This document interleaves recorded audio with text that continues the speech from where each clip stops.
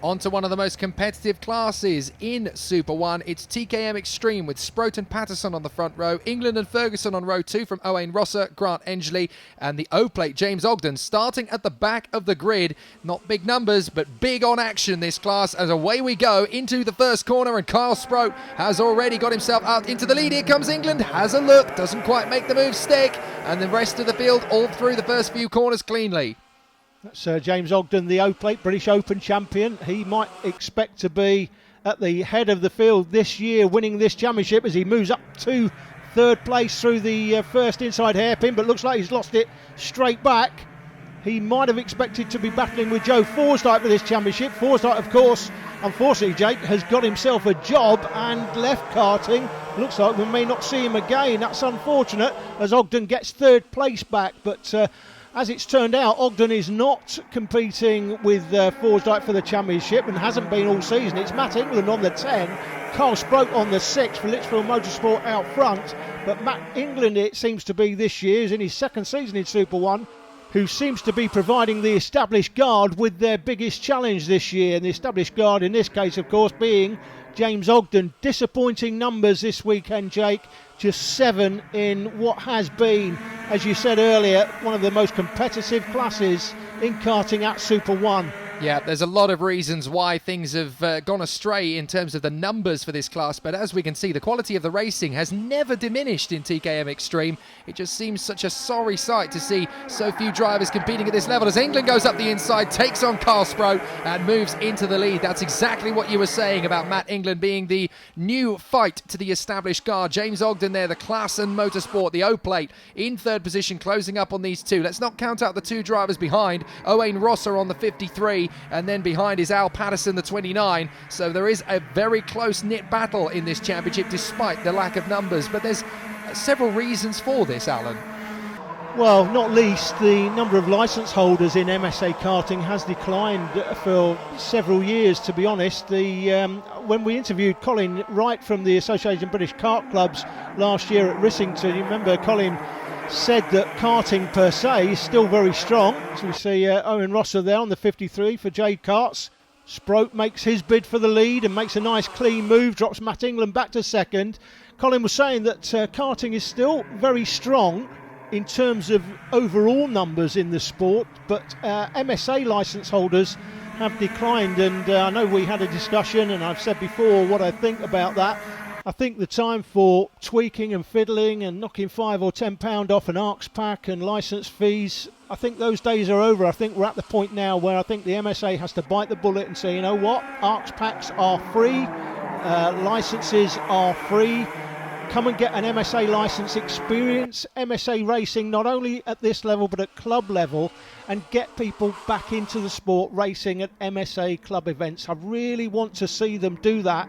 Whether they will or not, I don't know, but I really do feel that we're at the point now, we're beyond the point where knocking a £5 or £10 off an ARCS pack or a licence fee is going to get the job done. I think we need to now be looking at making the ARCS packs and licences free, as a bit of battling going on down the field. Yeah, that's Rosser and Patterson exchanging fourth place and then swapping it back again. But yeah, it's a very good point you raise, Alan. Perhaps now is the time to get radical. The MSA may need to consider revolution rather than evolution for the future. It's a good argument for it.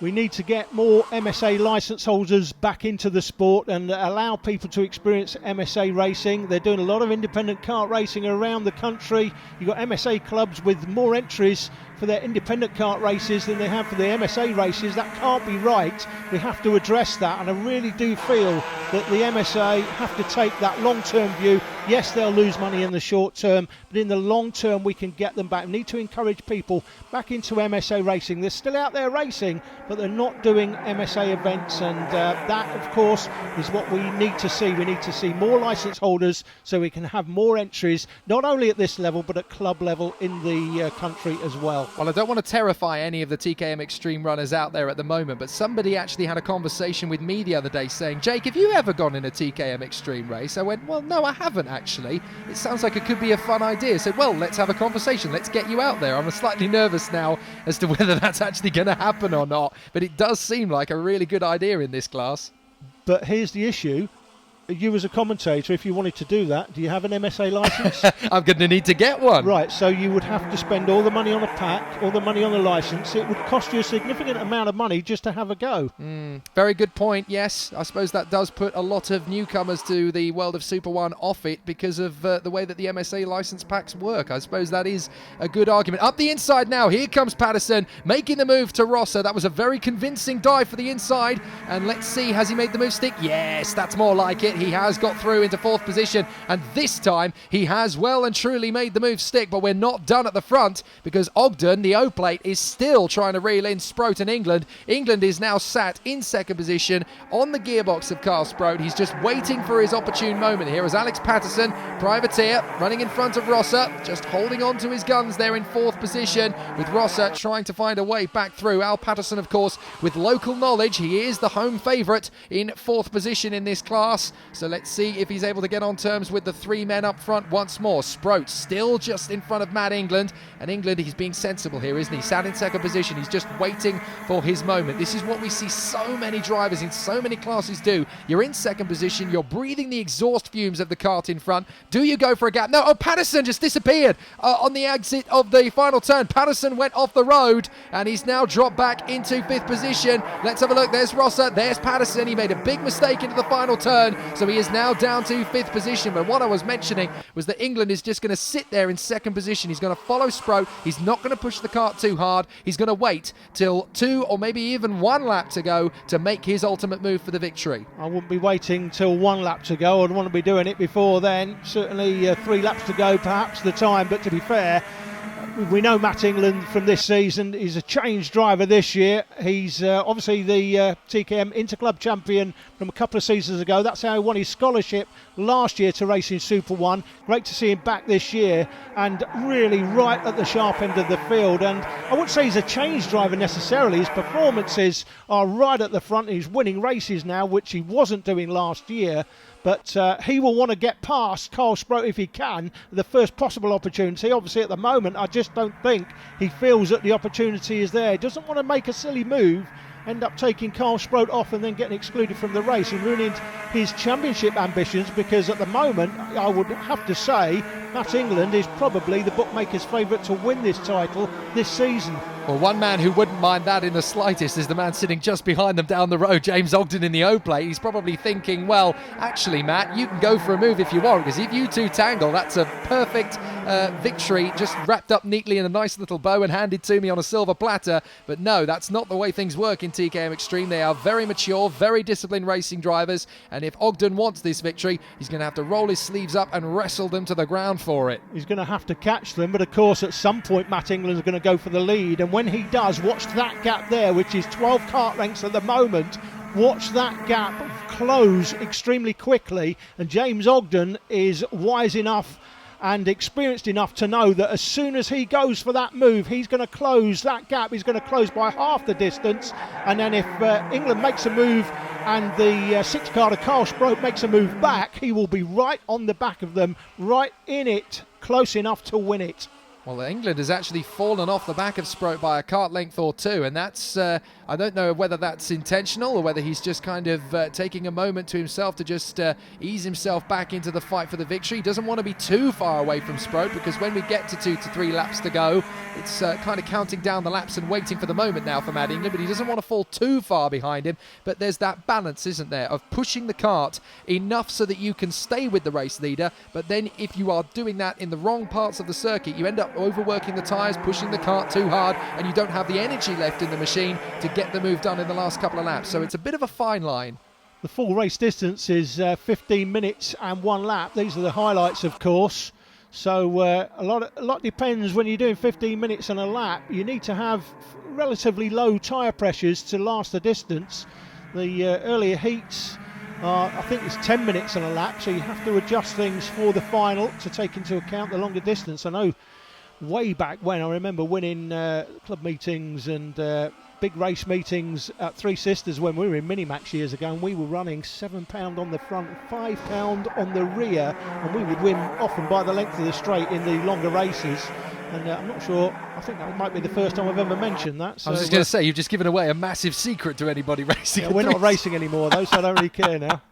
So back at the front, and you've got Sproat and England still pulling as much of a gap as they possibly can over James Ogden, and the answer to how much of a gap they can pull out is not much at all. He is staying with them very nicely indeed there in third position, and again, he's very much the man in control of this battle at the moment. Sproat's still got the measure of England in terms of lap pace, and he's got the gap of about 2 to 3 kart lengths, but you have to say the O-plate, James Ogden, is exactly where he needs to be. Close enough to go for that victory in the last couple of laps, but not so far away that when that moment comes, he won't be able to do anything about it. He's exactly where he needs to be, and look, Sproat has actually responded. He's seen, right, actually, England is a bit too close to me, so he's dropped the hammer. Now, has he done that too early? No, I don't. I actually think that Matt England's kart here may be going off. Now, he may have lost some performance from that kart. That definitely, well, he's losing time, isn't he? He's clearly lost 10 to 12 kart lengths over the last 2 laps, and it may well be, with a minute and a half to go, that his kart is going off towards the end, and Carl Sproats is maintaining optimum performance. And look at this, James Ogden definitely getting closer to Matt England, coming towards the closing stages. Well, what unfortunately this means is that this could also spell the end of Ogden's chances to go for the victory, not just Matt England's, because England is then being backed into Ogden, and he could end up losing a crucial few tenths just trying to get past him, and that's going to drop him from the back of Carl Sproat. This is going to be his victory to lose now. Looks like Al Patterson there still in 4th place. Owen Rosser right in behind him. They're still having their private battle, but it won't be for anything other than 4th now, because it looks like the first 3 places are set. England is not going to catch Carl Sproat as he slides into the double apex, and I don't think this man, James Ogden, is going to catch Matt England. The top 3 pretty much set. You know, it seems such a shame with such a fantastic kart and a fantastic class and the brilliance of the drivers that are currently in the class that we don't have the days that we used to see where we'd get 3 figures of entry lists in the TKM classes, and it just seems such a shame when all these kids are seeing these brilliant single-seater cars on television and seeing, well, that's a brilliant idea. I'm 14, 15 years old. I'm allowed to go and race in that now. It looks a bit like a Formula 1 car, so it's probably going to get me to Formula 1. When running around in 15th or 16th place in a race weekend probably isn't going to get you noticed by sponsors.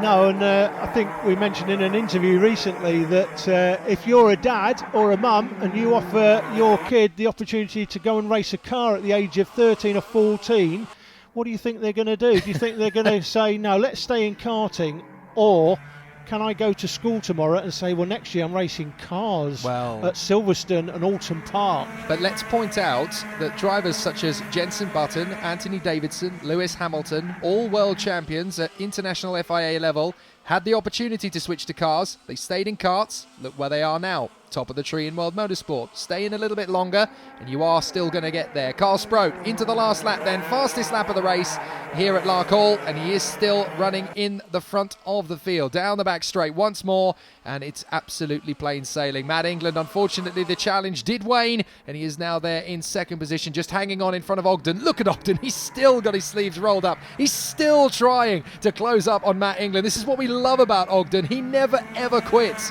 In 3rd position, he is still trying to close up on Matt England. Maybe there's a chance. Maybe. It just ran out, unfortunately. But Sproat takes the victory. England in 2nd place. James Ogden has to settle for 3rd position. The O-play is not having the season he thought he was going to have. Oh, Rosser has managed to beat Patterson to the line. So Rosser pips him for 4th place in the end. Patterson in 5th. Ferguson comes home in 6th position. And Grant Edgley rounds out the field in 7th position. But a great battle at the front between Sproat, England and Ogden. It's the number 6 that claims the top spot here at Larkhall in Scotland. And Kyle Sproat will be very happy about that. We caught up with him after the victory. First race went in Super 1 this year, Kyle. Happy with that today? Yeah, it was pretty easy when we broke Matt's toe. I've just got to say a big thank you to Litchfield Motorsport for the engines. A get well to Dave, and a thank you to my mechanics Simon and Jono for his help. Commanding victory from Carl Sproat, his first of the Super 1 season 2015. Coming up next to spice up the action once more, it's Junior X30.